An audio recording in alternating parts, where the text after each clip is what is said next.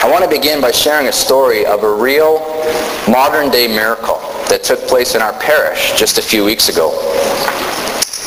In many ways, Peter is a normal guy.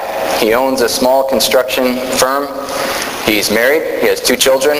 They attend our parish school. His wife stays at home and raises the children. About 5 years ago on the construction site, something dropped onto his foot, something very heavy. And of course he was in pain immediately, and he went and got it checked out and was sent home, and he figured he'll just stay off it for a few days, let it rest, and then come back. Well, a few days turned into a week, and a week turned into a few weeks, and it wasn't getting any better. In fact, it was getting worse.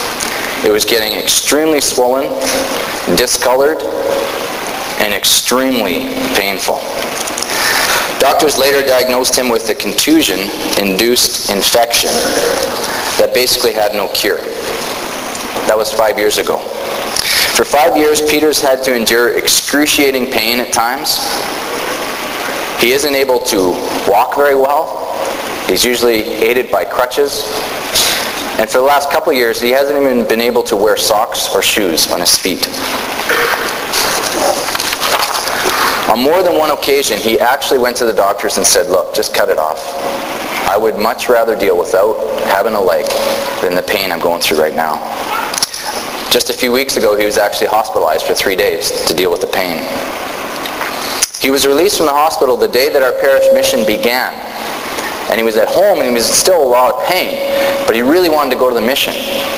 A friend of his, knowing that Peter was in pain and likely not able to attend, bought him advance copies of the talks that were going to be given.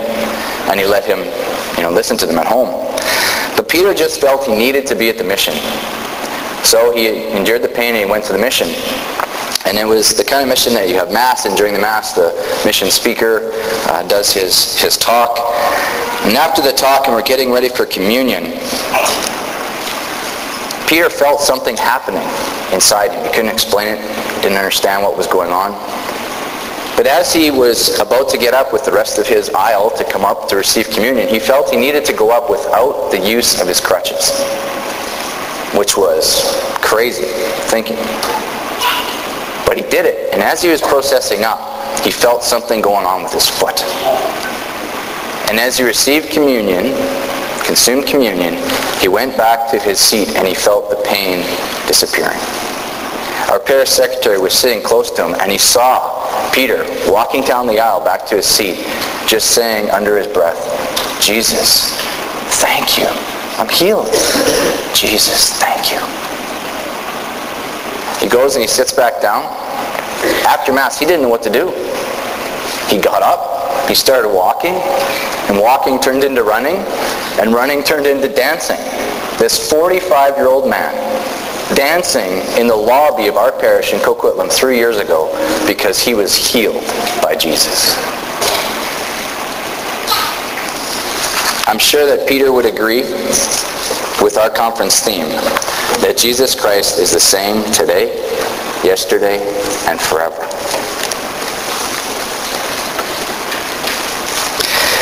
Now, as wonderful as that is, and as wonderful as it is for Jesus in his ministry when he was on earth to heal Bartimaeus, or to raise Lazarus from the dead, or Jairus' daughter, which Father Tom mentioned last night, we must understand, and I mean we really must understand, that Jesus has done something for all of us that is infinitely more powerful and infinitely more important than what he has done in those healings.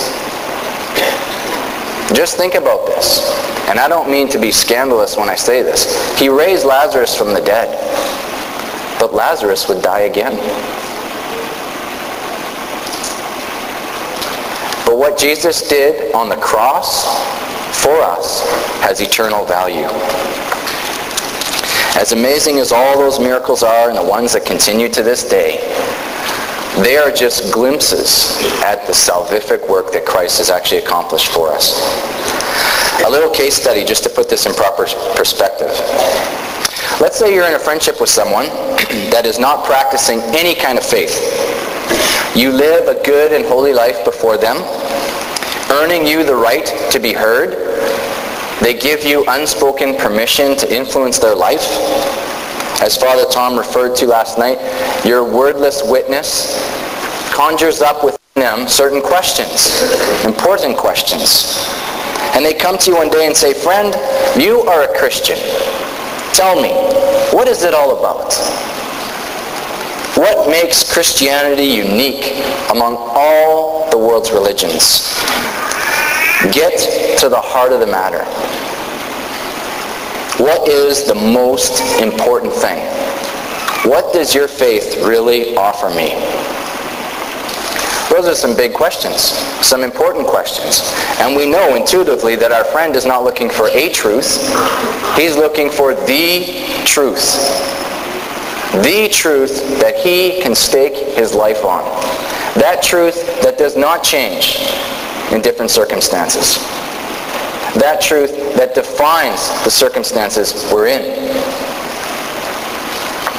Now let's face it, those kinds of questions for us as Catholics opens the doors to sharing all kinds of truth and doctrine, which is so richly present in the church. But isn't there something that rises to the surface? Isn't there an all-important starting point? Isn't there something that is of first importance? I think that there is. Let's look at the wisdom of St. Paul. In his letter to the Corinthians, St. Paul provides a lot of insight for us about what the heart of the matter is and what our religion really offers. This is what he says. Now I am reminding you, brothers, of the gospel I preached to you, which indeed you received, and in which you also stand. Through it you are also being saved, if you hold fast to the word I preached to you. For I handed on to you, now hear this, I handed on to you as of first importance what I also received. That is, that Christ died for our sins, that he was buried, that he was raised on the third day according to the Scriptures. What matters most is the passion, death, and resurrection of Jesus Christ. What matters most is the cross of Christ and the empty tomb. The cross and the tomb. History has revered them and reviled them, mocked them and worshipped them. But one thing